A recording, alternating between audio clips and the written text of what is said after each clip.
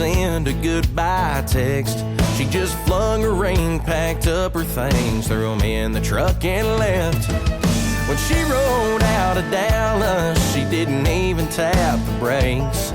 There's a million places she could be without leaving the state. A topped-off tank and an empty heart can get you pretty far. There could be 1,000 miles of highway between her and where you are. Trying to find her any place on earth, you might have better chances. You're too late, too little time, there's too much Texas.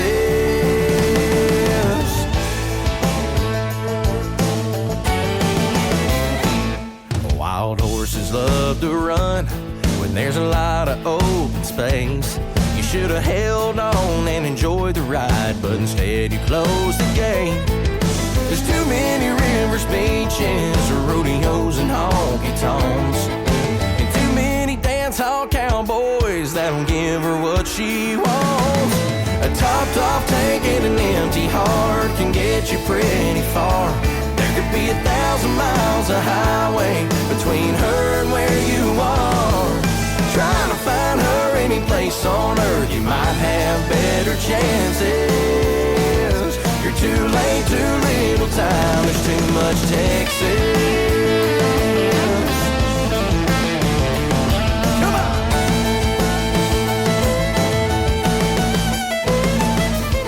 A topped-off tank and an empty heart can get you pretty far. There could be 1,000 miles of highway between her and where you are. Trying to find her any place on earth, you might have better chances. Too late, too little time, there's too much Texas. You're too late, too little time, there's too much Texas. Too much Texas.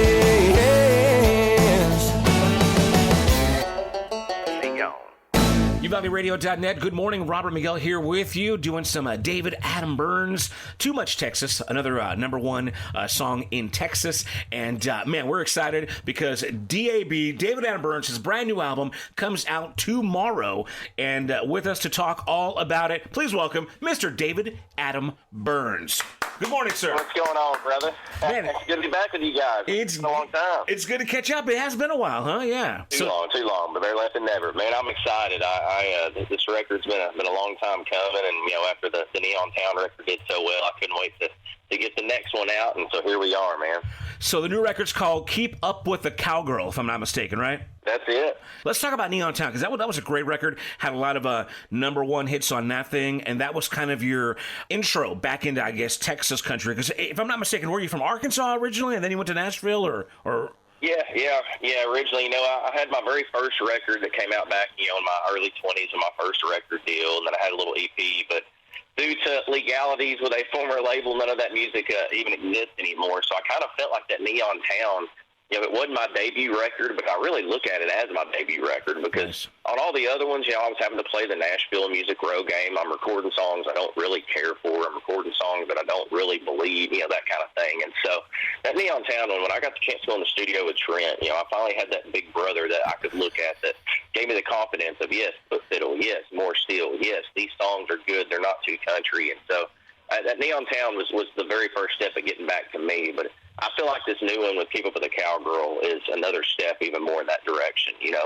Like I said, I still had a record deal and was still in Nashville when I tracked Neon Town. So this is the first one that I was like, man, if it's not something I believe in or want to do or truly feel, I'm not recording it. And what was cool about it was, we did the digital releases in the meantime. I feel like in this day and age, the quote-unquote B-sides kind of get overlooked. And what we did was just release a new song every single month digitally in between our radio singles. And I feel like that was a good way to make sure that everybody truly hears every song on the record. And so we got 3 brand new tracks that'll drop with the record here on Friday. And we did some acoustic versions of some of the others. And, of course, I always do a throwback country song that I always feel like maybe a younger crowd hadn't heard and needs to hear. So I'm just excited, man. It was cool being able to write it as we go. You know, normally when you do a full record, you're picking out all 12 songs all at once. Here's what you have to choose from. And, you know, this gave me the opportunity to really kind of go, okay, well, we got these 4, we got these 8, what are we missing? Or as my life evolved from when this record even started to where I am now, you know, it just felt like I was able to write who I was. It was almost a journey over the past, I don't know, year and a half, 2 years of my life that I was able to put on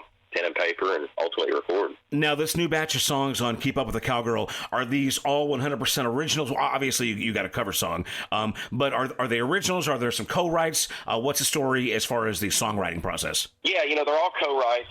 I'll be the first to tell you, man, I mean, as proud of what a writer I am myself, I love that creativity because you never know when some simple idea you're going to bounce off of another writer and they're just going to take it a whole different level. So I always co-write. But yes, sir, I had something to do with every single song on this record. And I think that's a little bit more, too, of why I feel like it was 100% me. You know, even on the Neon Town record, Old School was an outside song, even though it's one I truly loved and could feel. But, you know, this one's 100% everything me. I mean, even on the production of it, you know, I co-produced this one with my engineer, Bart Bush. Trent wasn't able to make the very first session, and that kind of showed us that, hey, we can do this on our own. So, I mean, this was probably the most hands-on to a record I've ever been in.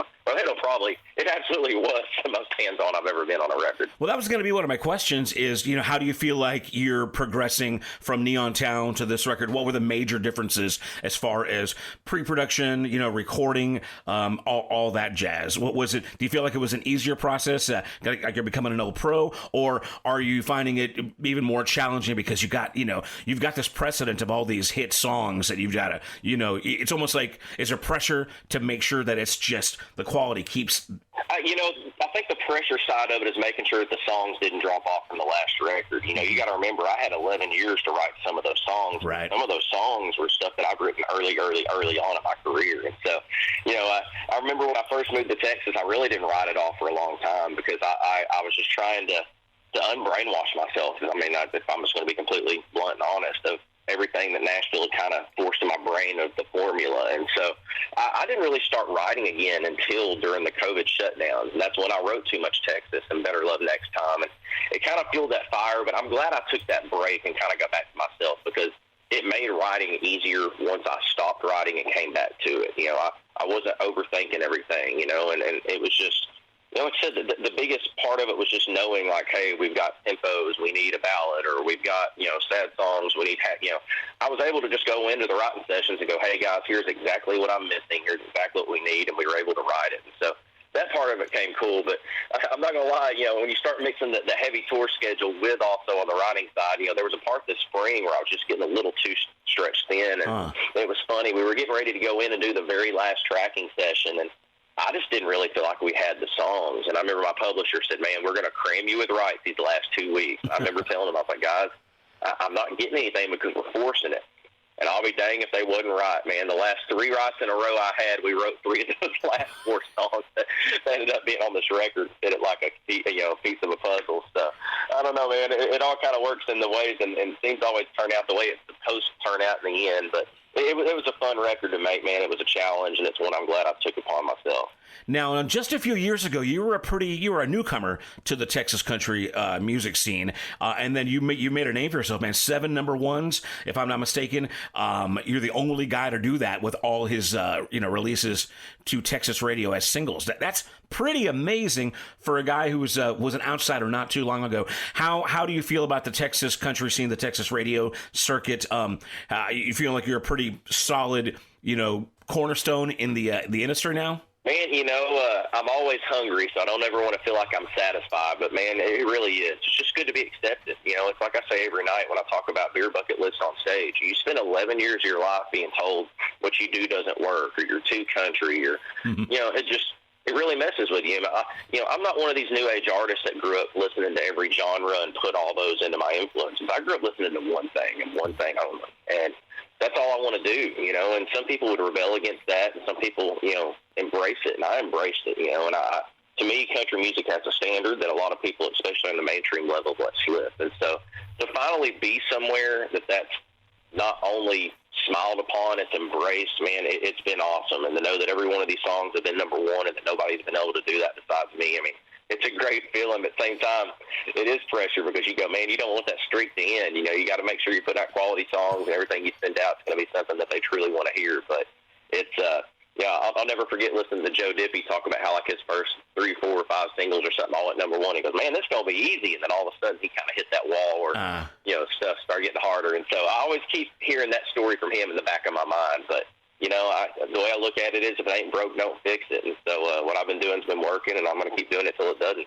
On the phone, I've got David Adam Byrnes. He's got a brand new record, Keep Up with the Cowgirl, comes out tomorrow. Let's quickly, before I forget, what's the best way to get these things? What services online? You know, can we pre-save the record for Friday? What's the best ways to get it? Absolutely. So let me say this before I even answer that question. If, the main thing we're going to push is iTunes, obviously.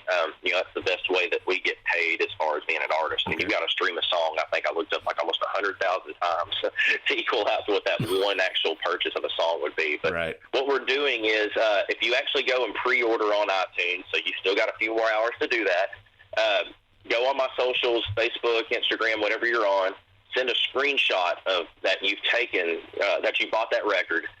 Send us that screenshot and your address. Number one, I'm going to send them a handwritten thank you letter. But we've also got giveaways with some of our sponsors like Busch Light and stuff that they're going to pick winners out of those and send out some goodie bags. So we're trying to do something to entice everybody to want to come buy the record. But to answer your question originally, yes, obviously if you go on my home base, davidadamburns.com, it's got the links to all of our socials and links there. But there's one big old pre-save link on all of them that'll take you to whatever music outlet you use. All you got to do is go in there and hit the button, and you'll be ready to rock. Now, I've got another question. Now, apparently, you've got a title track, Keep Up with the Cowgirl. If I'm not mistaken, you shot a video partnered with Durango. Give me some details on how that went. Yeah, man.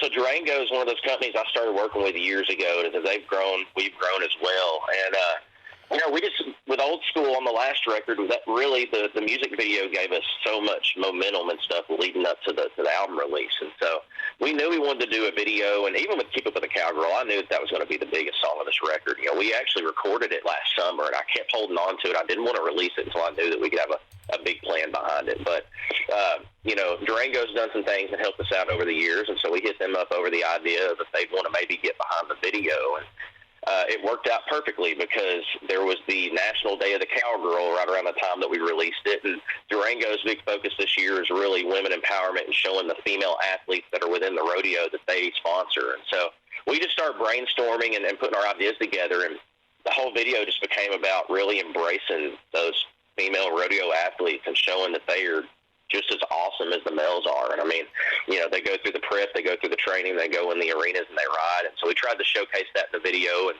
still keep it about, me and the song at the same time. But it just turned into a great partnership. And it's been cool getting, at the end of the day, the music I do is kind of that rodeo cowboy music. And so if nothing else, it's a way to introduce ourselves to more of that circuit and those people. But, it's just bringing cowboy country back.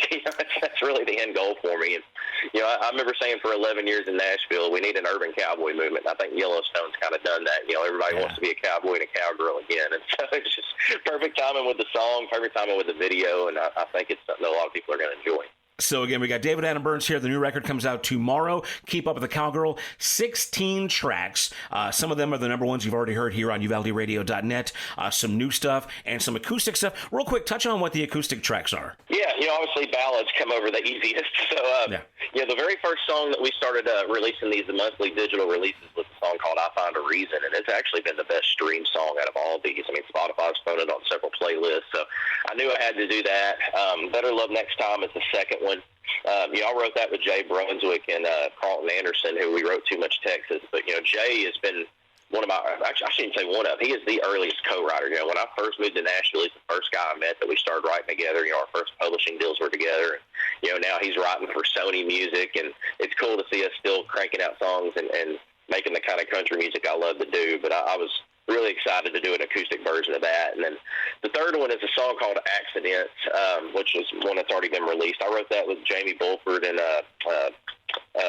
Johnny Bulford. Good grief, I'm going blank right now. Johnny Bulford. It's all right. And, man, I really wanted to release that song on the Neon Town record, but, I was still in Nashville. I was still playing that game at the time. And To be honest with you, story songs just weren't working. And this song is such a story song that if you don't listen to every single second of it and get to the end to hear the payoff, then you really don't know the song. And so I thought that, it was time to finally put out a song like that. And in all honesty, it's the most beautifully written song on this entire record. And so I thought being able to just strip it down, me and a guitar, and kind of play it the day we wrote it would be cool. And then lastly, we did the acoustic cover song. And I went on a whim on a song that just hit me in the moment, and it was Everything That Glitters Is Not Gold. And, cool. Just with the whole theme of the record turning into Keep Up With the Cowgirl, I just thought that was a good way of kind of topping off the record and just, keeping that cowgirl theme alive and doing a song that, a lot of us do know, but honestly, a lot of people don't. So maybe it's a good way to get this song heard again. But the biggest thing with it, I've always loved the song, and I've never performed it out live because I can't do the falsetto thing that he does in the chorus. But I decided, you know what, let's not do the falsetto thing. Let's make it my own. And so I just sat down with a recorder and played it a few times and got that perfect track and sent it over to the team, and everybody loved it. So I hope all the fans and the listeners love it as much as they did. Well, man, it sounds like it's going to be just a fantastic collection. Again, 16 tracks on one record. That's awesome. Now, is it just digital, or can we get a CD? A hard copy? What's any plan for a vinyl release, or is it still too early to tell? Man, we're experimenting. Obviously in this day and age in the music industry, there's no right answer. We're not going to do CDs right this minute. We're going to go ahead and go the digital route and let things fly. But I know a lot of people have asked about the vinyl thing. I think we'll probably do vinyl before we would do CDs the way it's looking. Yeah. It's just, it is. Everything's backed up on orders, and by the time we got the idea going, we weren't going to have them ready for release day anyway. So we're just going to kind of play it by ear and see what happens. I know we'll move on to a Christmas song that we're looking at sending to you guys here for the holiday season. And then, I don't know, we may even go right back into this monthly release thing after the new year. So we'll see where it all goes with the release day. I'm bad about putting 2 steps forward instead of worrying about the next step. But the next step's getting this record out, and we're just going to start there. But I'm excited for it. And at least in the digital world, it's right at your fingertips on your phone. You ain't got to wait 2 seconds for it. So we're going to ride that for the time being. Absolutely. Again, we've got David Adam Byrnes on the phone here. His brand new record comes out tomorrow. It's called Keep Up With the Cowgirl. Now, I have to ask about this because I know you've been recently affianced, and the album's called Keep Up With the Cowgirl. How much does Amanda, your fiance, have to do with the theme of the record? Is there something there, or am I just kind of grasping at straws? Well, I don't know if...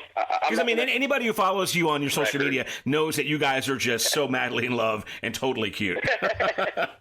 Man, the evolution of this record definitely has her all over it. Her family raises Longhorn, and, it's funny, I'm a guy that grew up listening to singers that wore cowboy hats and the Wrangler jeans and all that. I didn't necessarily go up ranching or rodeoing or anything like that, so I try to make sure I'm as authentic as I can be, but I've definitely been around horses the last couple of years, and this past year, 2 years with her, I've had to help pretty much raise the Longhorn. So I feel like I'm earning my rodeo and my ranch cred little by little. But, I think where she steps into this record is songs like I'm Elvis. That was my very first cut as a songwriter by Air Supply. They did a country record. Uh-huh. And when we wrote that song, me and Jay were very, very young, but there was an older veteran writer in the room named Dan Adams, and his wife just... what we do is not easy for a significant other. It takes a lot of give and take. It takes a lot of patience. But, they have to do a lot of things that shouldn't be expected of a wife or fiance or girlfriend. Yeah. And that song just talks about it. And so after all these years, I felt like, man, it was time for me to finally do my version of that because I feel like it's my song for her. She's a critical care nurse. She saves people and works, treacherous hours all week long, and then she comes on the road and tries to help me out. I mean, she never gets a break, and so I feel like that was a thank you to her with that song. And even accidents, like I was talking about on the acoustic one, it's just, if you really listen to the words of that song, some encounter that just had to happen led to the next chapter, which led to the next chapter, which ultimately introduced, the singer to his now significant other. And, it's crazy. When I first moved to Texas, the house that I moved in was Amanda's grandfather's house previously, and, he passed away and they sold it. But the neighbors ultimately introduced me to Amanda, and I never would have met her had not moved into that house. Wow. So it's kind of weird how I tie that song kind of with that because, once again, accidents don't just happen. Yeah, it's very serendipitous. Very cool, yeah. Yeah, so it's got marks like that all over it. I mean, and obviously when I was writing some of this, I was coming out of another relationship. So you kind of see the the coming into bachelor life and then the party mode and then kind of getting serious and moving on to the next chapter of life all throughout this entire record. So it's kind of cool how it truly has captured the last 2 or 3 years of my life. Well, man, it's exciting times, man. So we're again really excited about the new record coming out tomorrow. Check out David Adam Byrnes. Keep up with the Cowgirl, available everywhere you download digital music, and looking forward. Hopefully, you get that vinyl pressing. That'd be fantastic. So, David, before I let you go, man, because you've been here for a while with me, when am I going to see you next? You got to make a trip down to Uvalde soon, or maybe at the TCMAs. You're planning to attend the awards here in the fall. Yeah, man, we definitely should be at the awards, and, man, we need to come down there. We need to do a show, man. You guys have played us probably just as much, if not more, than any station, but we haven't done a show down that way. So, man, we need to try to get it all on board. I'm all for it. Yeah, you've got 7 number ones. We've hit them all. So, man, we appreciate what you do, and it's really been really cool catching up with you, David. So, again, Mr. David Adam Byrnes, get the new record. It's out everywhere tomorrow. If you pre-buy it, save it, you get like some perks, right? So, check out that all at the website, which is what, davidadamburns.com. That's it. All right, David, well, we're going to do another one of your number ones called One Honky Tonk Town, and we're going to wrap it up here. Any other thing we need to get out? Any other valuable information we need to know before we get your record? Man, I'm sure I'll think about 10 things after we hang up, and I'll just keep supporting the music, keep an eye on the tour schedule, and we'd love to see everybody out live here soon. Well, it's been a pleasure catching up, man. Again, David Adam Byrnes, one more time. One Honky Tonk Town. This is UvaldeRadio.net. Thank you, sir. Hey, thank you, brother. We both agreed to disagree. I packed my bags and gave her back her key. She locked the door and I backed down the drive. Couldn't forgive her, couldn't forget, so I headed down a happy hour to clear my head. But when I turned the corner, I couldn't believe my eyes. 'Cause that's my bar, oh, but that's her car, parked in my favorite spot, out there in the parking lot. There ain't enough room for the two of us to keep hanging around in this one honky-tonk town.